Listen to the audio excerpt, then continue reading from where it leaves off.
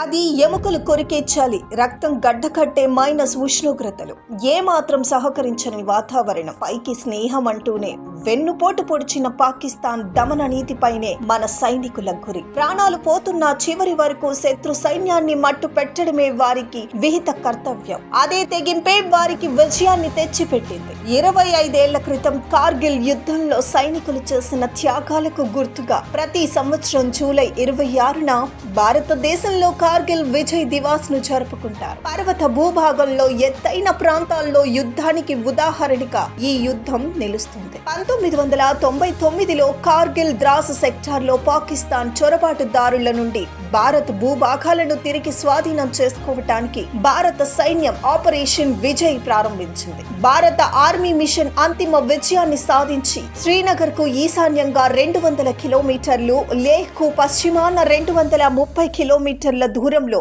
నియంత్రణ రేఖ ఉత్తర అంచున కార్గిల్ యుద్ధం. కార్గిల్ పట్టణం 8780 అడుగులు, ద్రాస్ 3300, 10,800 అడుగులు ఎత్తులో ఉంది. చుట్టుపక్కల ఉన్న శిఖరాలు 16,000 అడుగుల నుండి 18,000 అడుగులు ఎత్తులో ఉన్నాయి. 1999 మే నెలలో కొంతమంది పాక్ సైనికులు కాశ్మీర్ తీవ్రవాదులు వాస్తవాధీన రేఖ దాటుకొని లోపలికి చొరబడ్డారు. మొదట్లో ఇది జిహాదీల పోరాటమని అంతా భావించారు. కార్గిల్ లో స్థానికంగా ఉండే పశువుల కాపర్లు పర్వత ప్రాంతంలో ఏదో అలజడి జరుగుతోందనే విషయాన్ని గమనించారు. భారత ఆర్మీకి సమాచారం అందించారు. దీంతో కొంతమంది జవాన్లను భారత ఆర్మీ పంపించింది. అయితే కొందరు చొరబాటుదారులు ఆ పర్వత ప్రాంతాల్లో తిష్ట వేశారనే నిర్ధారణకు మన జవాన్లు వచ్చారు. అప్పటికి ఇంటెలిజెన్స్ వ్యవస్థ సాంకేతికంగా బలంగా లేకపోవటంతో చొరబాటుదారులంతా మిలిటెంట్లుగా భావించింది ఆర్మీ. పాకిస్తాన్ బయట నుంచి విధ్వంసం చేసే ఉగ్రవాదులుగా భావించింది.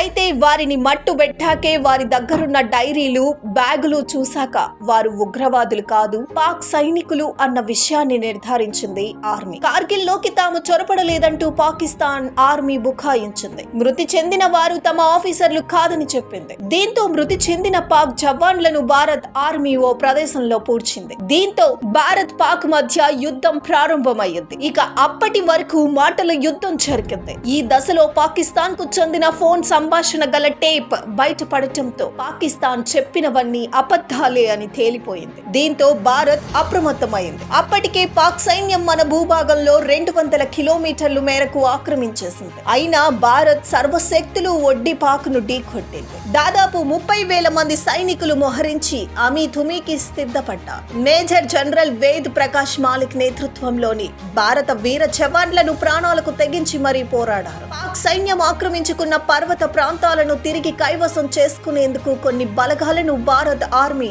అక్కడకు పంపింది. తమ వెంట బోఫోర్స్ గన్స్ తీసుకెళ్లారు. దీంతో పాకిస్తాన్ కూడా ఎదురు దాడికి దిగింది. కార్గిల్ యుద్ధం ప్రారంభమైంది. అయితే టోలోలింగ్ పర్వతం ప్రాంతం ముందుకు దక్కించుకోవటంతో భారత్ విజయం తొలి అడుగు పడింది. ముందుగా ఆర్మీతోనే యుద్ధం ప్రారంభమైనప్పటికీ ఆ తరువాత ఇండియన్ ఎయిర్ ఫోర్స్, భారత నేవీలు కూడా రంగంలోకి దిగాయి. ఇండియన్ ఎయిర్ ఫోర్స్ శత్రువులు ఉన్న ప్రదేశంలో విమానం నుంచి బాంబులను కిందకు విసిరింది. పాక్ పోర్టులను లక్ష్యంగా దాడులు నిర్వహించింది. ఈ పోరాటంలో 527 మంది మరణించారని, 1363 మంది గాయపడ్డారని భారత్ గణాంకాలు వెల్లడిస్తున్నాయి. మిలిటరీ చర్యతో పాటు దౌత్యపరమైన చర్చలు కూడా జరిపి అంతర్జాతీయంగా పాకిస్తాన్ ను ఒంటరిని చేసింది భారత్. ఇక భారత్ యుద్ధం ఆపాల్సిందిగా చెప్పాలంటూ పాకిస్తాన్ పాశ్చాత్య దేశాలతో పాటు చైనా సహకారాన్ని కోరింది. అయితే పాక్కు ఆశించినంత స్థాయిలో మద్దతు లభించలేదు. అంతర్జాతీయంగా ఒత్తిడి తీవ్రం కావడంతో పాక్ సైన్యం తోకముడిచింది. ఆ తర్వాత కొన్ని రోజులకు కార్గిల్ యుద్ధం కొనసాగింది. అన్ని ప్రాంతాలను భారత్ తమ